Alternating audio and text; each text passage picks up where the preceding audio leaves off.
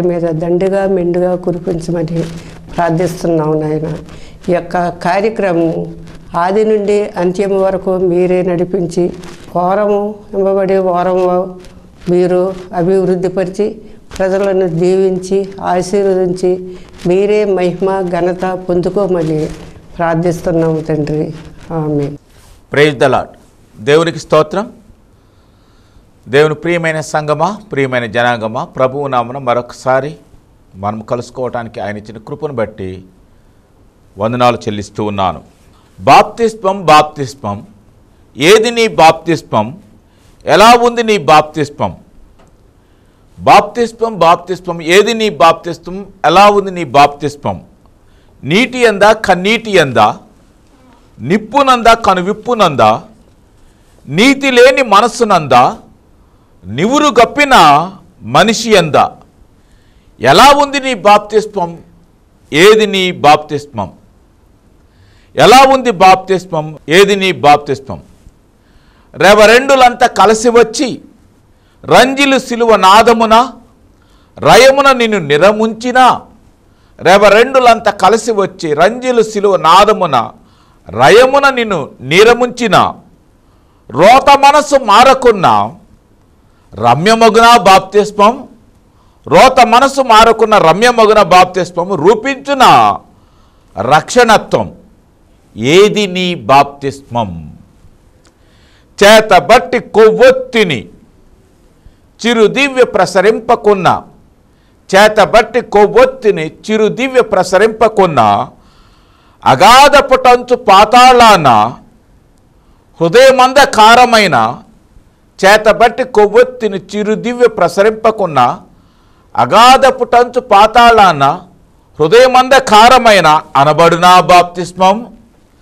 కన్నీటి బొట్లు రాల్చకుండా, కలుషాల పుండ్లు కడుగకుండా, కన్నీటి బొట్లు రాల్చకుండా, కలుషాల పుండ్లు కడుగకుండా, క్షమ హృదయ తాప మొందకుండా, కల్వరిలో అవి చేర్చకుండా, ప్రభు పాదములను చేర్చకుండా కలుగునా బాప్తిస్మం.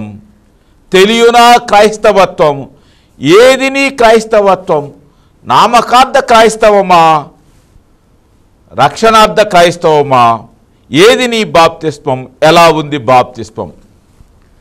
సిలువ పైన దొంగ వలె, మరియ మగ్దలేన వలె, మలినమో పాపాత్ములైన మనస్తాపం సంద్రం పొందకుండా, సిలువ పైన దొంగ వలె, మరియ మగ్దలేన వలె, మలినమో పాపాత్ములైన మనస్తాప సాంద్రం ఉప్పొంగకుండా, పొంగి పొరలకుండా, మనస్తాప పరివర్తనం పగిలి పొగిలి రగిలి ప్రభు పాద పైట పారంగత అయి, మనస్తాప సాంద్రం పొంగి పొరలిన పాపాత్మురాలైన ఒక స్త్రీ ప్రభుపాద పీఠ పారంగత అయి కన్నీటితో చరణాలు కడిగి కురులతో పాదాలను తుడిచి, తదే పనిన్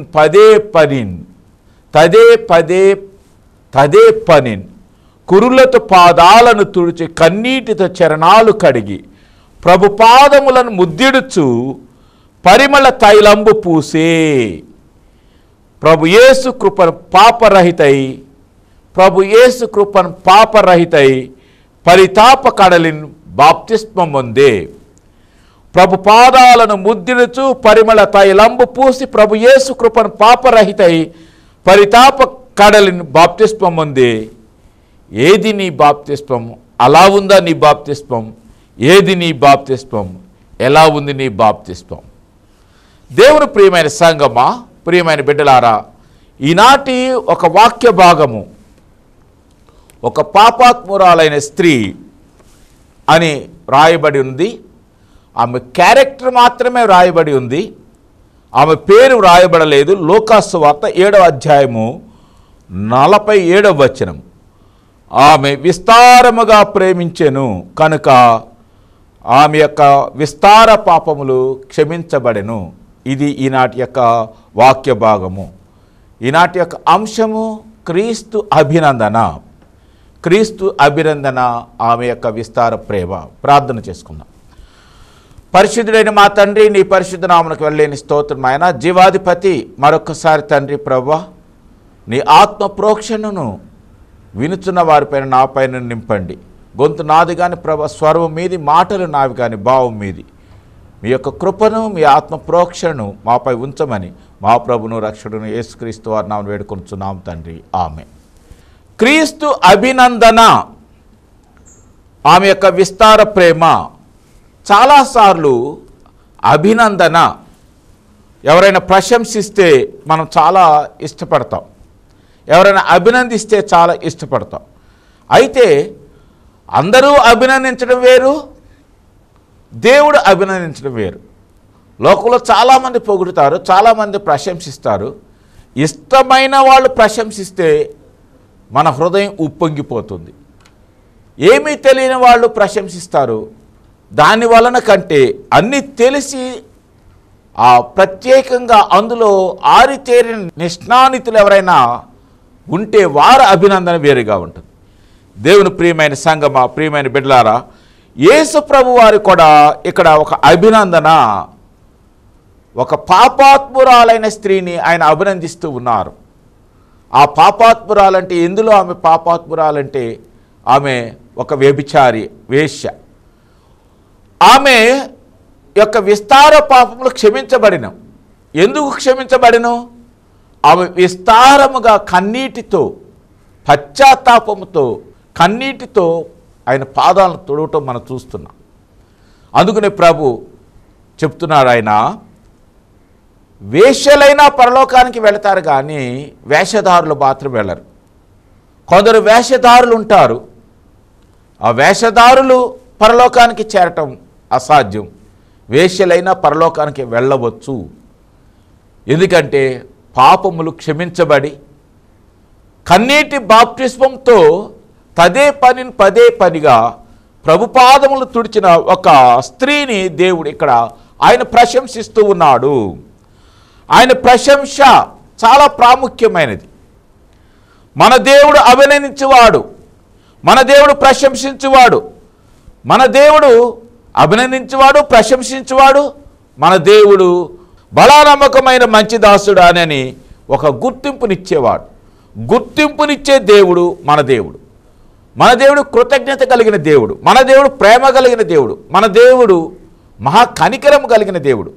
ఆ కనికరము కలిగిన దేవుడే ఒక అభినందన, ఒక ప్రశంస ఇస్తున్నాడు. ఆయన చాలామందిని అభినందించాడు. ఆయన శతాధిపతి యొక్క విశ్వాసమును అభినందించాడు. శతాధిపతి అంటాడు, ప్రభువా, నీవు నా ఇంట ప్రవేశించడానికి నేను ఎట్టి అర్హత నాకు లేదు. నీవు ఒక్క మాట పలికితే దూరమునున్న నా దాసుడు స్వస్థత నొందుతాడు అనని శతాధిపతిని ఆ మాట పలకగా అతని యొక్క విశ్వాసాన్ని చూసి యేసయ్య శతాధిపతిని అభినందించడం మనం చూస్తున్నాం. ఇక రెండవది, కానాను స్త్రీని అభినందిస్తాడు. ఆయన విధవరాలు కానుకను అభినందిస్తాడు.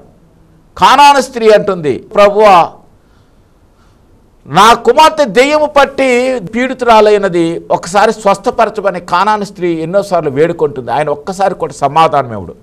చివరికి ఒక సమాధానం ఇస్తాడు. ఆయన పిల్లల యొక్క రొట్టె ముక్కలు కుక్క పిల్లలకు పెట్టుట న్యాయమా అని అన్నప్పుడు కానాను స్త్రీ బహు విశ్వాసంతో, అవును ప్రభు, అది నిజమే, కానీ పిల్లలు తిన్నప్పుడు బల్ల మీద నుండి పడిపోయిన రొట్టె ముక్కలు కుక్క పిల్లలు తినును కదా అని ఒక జెంటిల్ ఉమెన్, అన్యురాలైన కానాను స్త్రీ ఆ మాట పలికినప్పుడు ఆ విశ్వాసానికి, ఆమెకున్న విశ్వాసానికి చెలించి, అమ్మా, నీ విశ్వాసము గొప్పది, బహు గొప్పది అని ఆయన ప్రశంసిస్తాడు.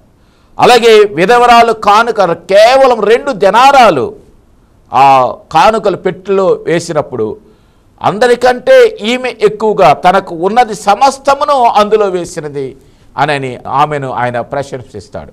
దేవుని ప్రశంస చాలా ప్రాముఖ్యము. అలాగే బలానమ్మకమైన మంచి దాసుడా అని దేవుడు మనల్ని ప్రశంసించాలి. పరలోకానికి వెళ్ళినప్పుడు, ఇదిగో ప్రభువా, నా పరుగు తుదముట్టించి తిని, I have finished my work. నీవు ఏ విధంగా సమాప్తం చేసి పూర్తి చేస్తున్నావో, నీవు నాకు ఇవ్వబడిన బాధ్యతను నేను పూర్తి చేశాను.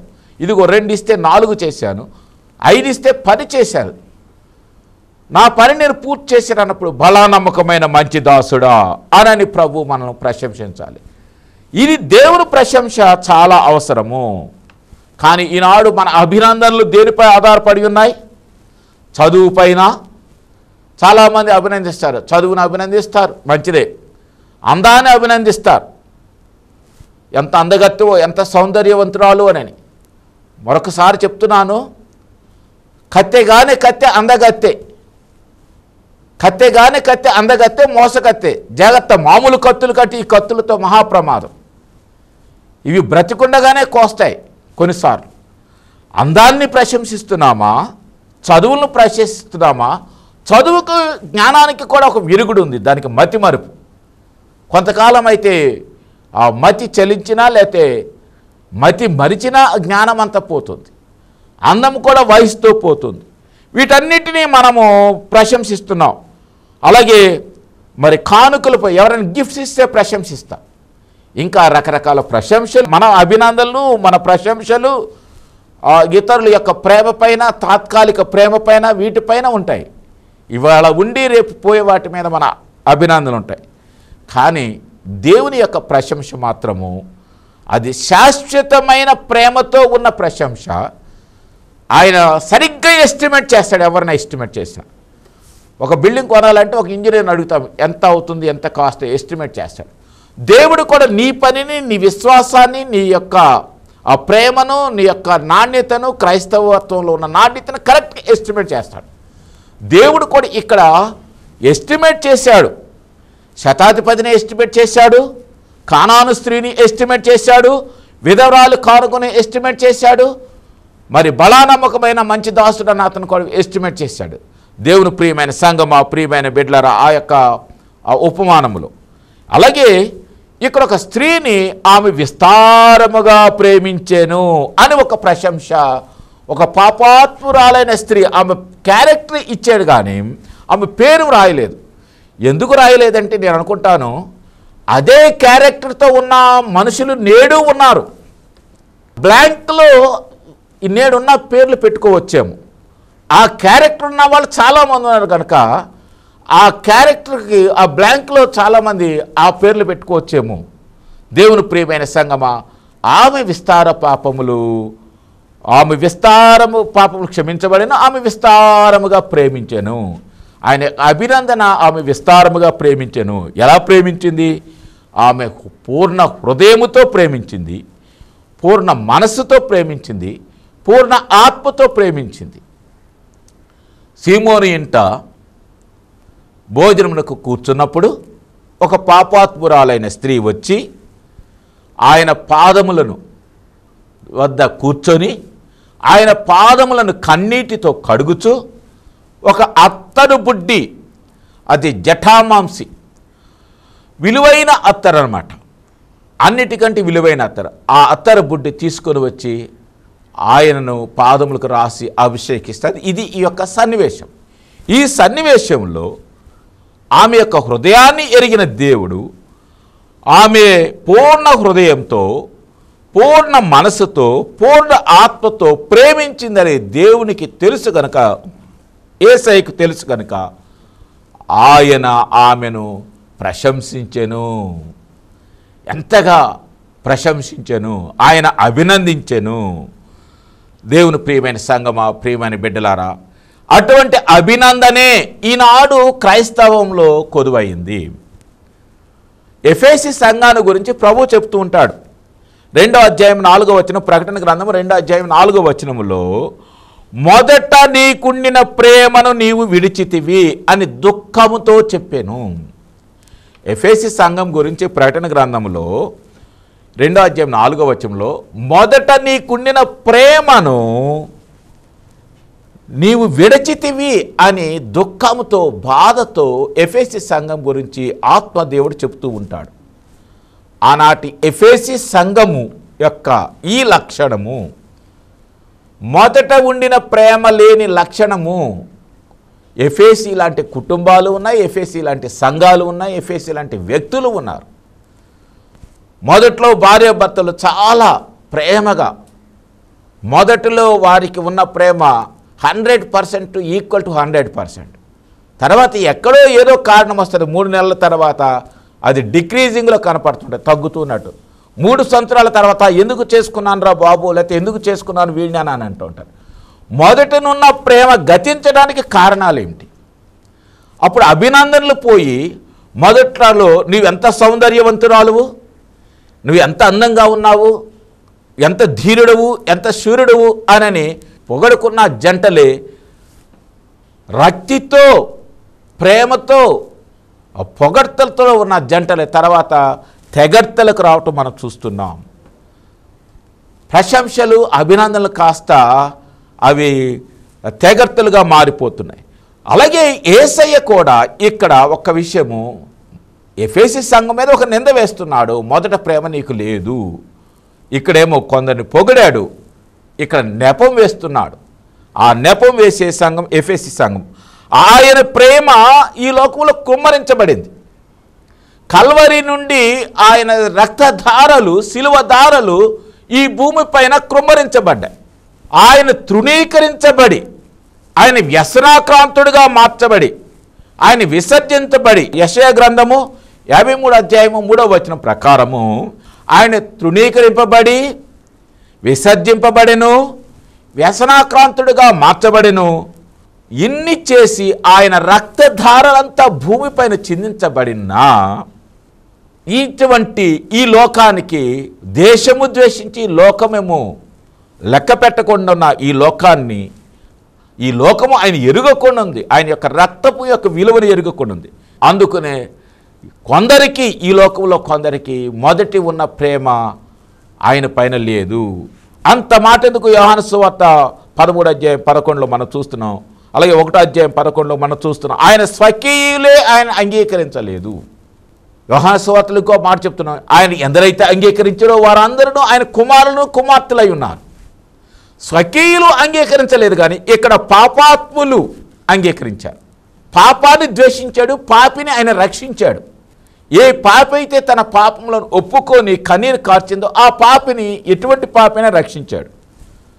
అలాగే ఈమె పూర్ణ హృదయంతో పూర్ణ ఆత్మతో పాపాత్మురాలైనప్పటికీ ఆయన పాదముల సన్నిధి చేరినది కనుక ఆమెను రక్షించాడు.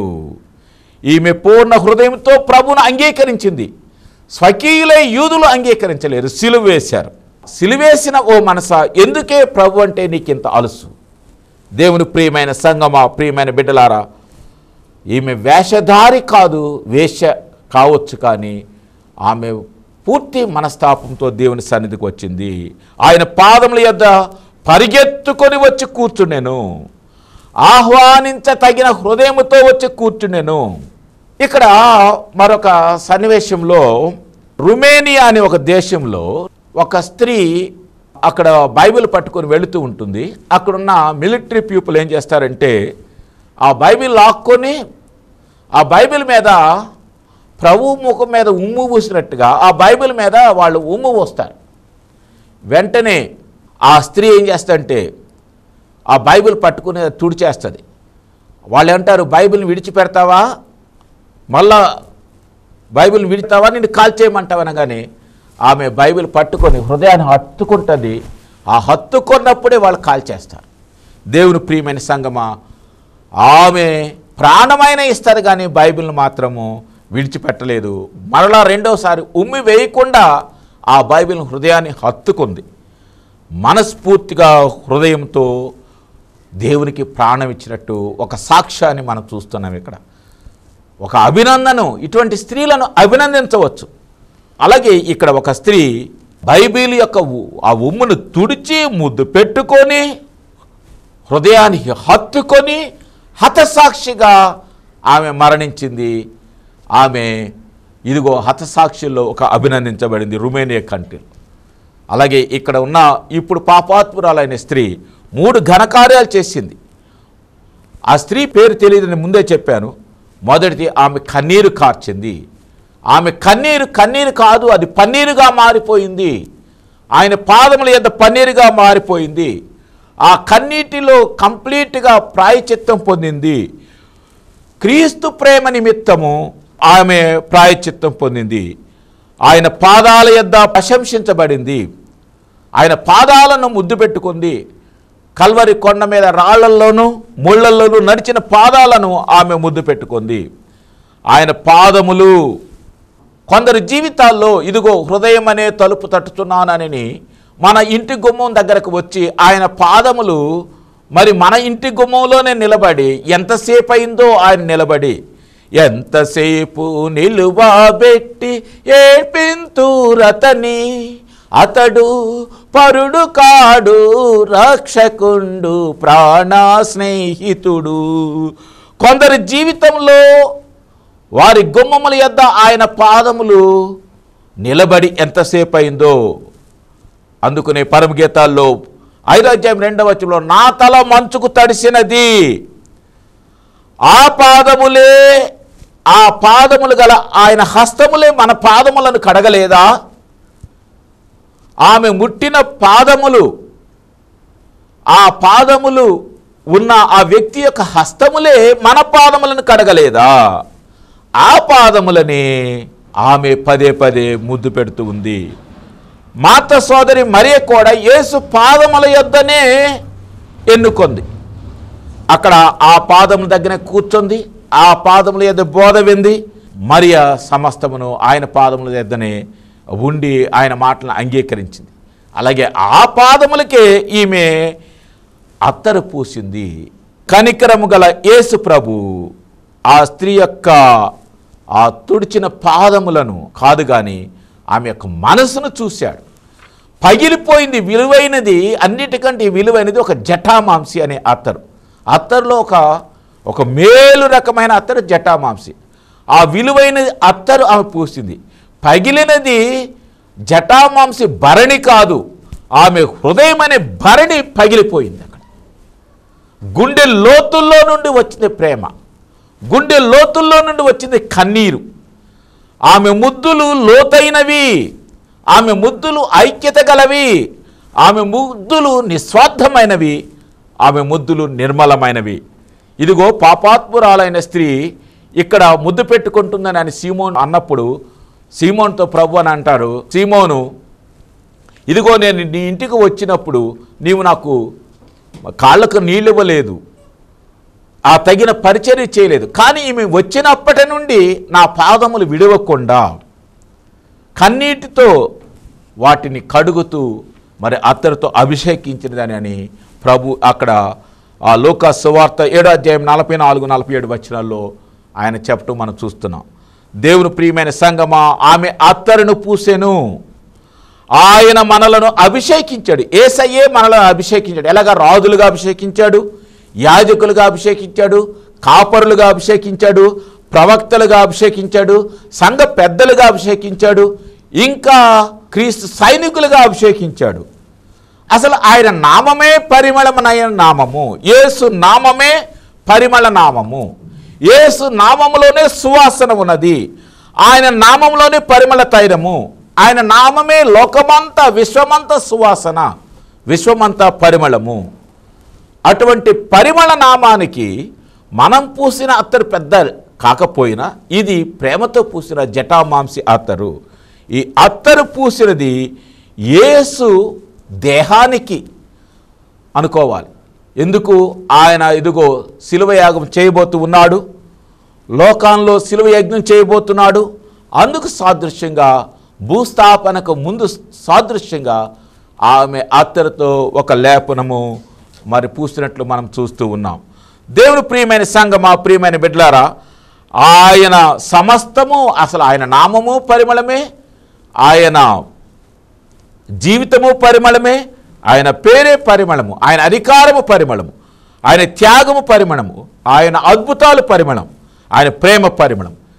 ఇదంతా ఒక ఎత్తు సువాసన అయితే విశ్వాసుల హృదయాలు గుండె పగిలి పొగిలి రగిలి ఏడ్చిన కన్నీరు పన్నీరుగా మారిపోయి పరిమళ సువాసనలు వెదజల్లటము, అది ఒక పరిమళము. ఆ పరిమళాన్ని ఈమె అక్కడ పూసింది. ఆ జటామాంసి అక్కడ పగలగొట్టినప్పుడు ఆ ఇల్లంతా సువాసనే, ఆ ఊరంతా సువాసనే. ఇప్పటికీ ఆ లోకమంతా ఆమె చేసిన ఘనకార్యము పరిమళ సువాసనే. గంధపు చెట్లు నరికితే అవి ఏ విధంగా వెదజల్లుతాయో, యేసు అనే కల్పవృక్షాన్ని యూదులు అక్కడ శిలువ యజ్ఞం పైన అక్కడ చిత్రవధ చేసినప్పుడు ఆ సువాసన నేటికిని వెదజల్లుతున్నది. దానికి ఆ శిలువ యాగానికి ముందు మరి ఈమె చేసిన మహా ఘనమైన అభిషేకమైన ఈ జటామాంసి అనే అత్తరు పూయటము, అది కూడా కన్నీటితో పూయడము. దేవుని ప్రియమైన సంగమా, ప్రియమైన బిడ్డలారా, ఒక్కసారి మనం జ్ఞాపకం చేసుకుందాం. ఇంత జరిగినా, ఇంత చేసినా ఆమె నోరు తెరిచి ఒక్క మాటైనా మాట్లాడలేదు. నోరు తెరిచి ఒక్క మాట మాట్లాడలేదు. కన్నీళ్ళే మాట్లాడాయి. ఆ హృదయం అనే గుండె పగిలి మాట్లాడింది. ఆమె యొక్క వేదనే మాట్లాడింది. అంతా నిశ్శబ్దం. కానీ యేసయ్య మాత్రము ఆమె హృదయాన్ని, ఆయన కన్నీటిని, ఆమె కన్నీటిని, ఆమె ప్రేమను, ఆమె యొక్క భక్తి పరాకాష్ఠను తెలుసుకొని ఆమె యొక్క ఆ భక్తి ఒక సువాసనగా నేటికి వెదజల్లబడుతున్నది కనుక ఆయన ఒక మాట పలికారు, ఆమె విస్తారముగా ప్రేమించెను అని ఒక అభినందన ఇచ్చారు. ఆ అభినందనే నేడు నీకును నాకును ఆయన పలకవలసి ఉన్నది. అతడు విస్తారముగా ప్రేమించెను, ఈమె విస్తారముగా ప్రేమించెను. ప్రభువు కూడా మనలను అభినందిస్తున్నాడా, లేదా ఎఫెసీ సంఘంలో మొదట ఉండిన ప్రేమ నీకు లేదని ఆయన నెపం వేస్తున్నాడా? దేవుని ప్రియమైన సంఘమా, ప్రియమైన బిడ్డలారా, మనము కూడా మన హృదయము ఈ లెంట్ డేస్లో మన హృదయము పగిలి పొంగి పొరలి మన హృదయము జటామాంసి అత్తరు వలె ఆయన పాదములకు కన్నీటితో పూసి పశ్చాత్తాపముతో ఆ పరిమళ వాసనలు వెదజల్లే కుటుంబాలుగాను సంఘాలుగాను దేవుడు మనల్ని దీవించునుగాక. దేవుడు మీ అందరినీ ఆశీర్వదించి కాపాడునుగాక. ఆమేన్. దిగదిగో క్రీస్తుని స్వరము తీయగ నాలో